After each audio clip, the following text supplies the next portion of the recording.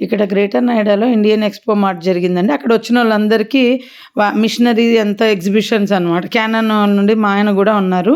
So, అక్కడ అందరికొచ్చినోళ్ళకి ఇలా ఇచ్చి పంపిస్తున్నారంట.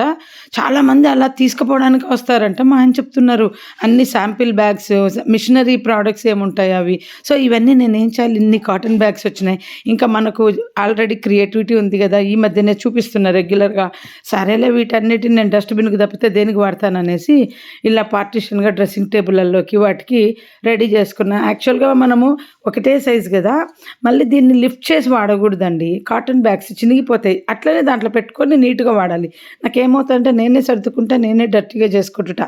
చిన్న పర్సులు, ట్రావెలింగ్ కిట్లు, షాపింగ్ బ్యాగులు, పెద్ద హ్యాండ్ బ్యాగులు ఇవన్నీ కలిపి పెట్టుకుంటాననమాట. సో, అప్పుడు ఏమవుతదంటే నాకు ఇలా లాగటము, అందరిని అడుస్తా ఉంటాను. సో, పార్టిషన్‌గా పెట్టుకుందాము. ఎప్పటినుండో అనుకుంటున్నా దీన్ని నీట్‌గా ఏదన్నా ఆర్గనైజ్ చేద్దాం పార్టిషన్‌గా. కాటన్ బ్యాగ్స్ అన్నీ ఉన్నాయి గదా!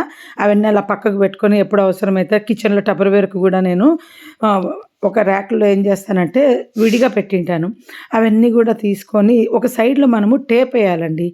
టేపేస్తే చినగకుండా ఉంటది. ఇంతకుముందు గూడా చూపించిన. ఈ మధ్య రెగ్యులర్‌గా చూపిస్తున్నాను. ఇప్పుడు నేను సర్దుకుంటున్నాను గనక చూపిస్తున్నా.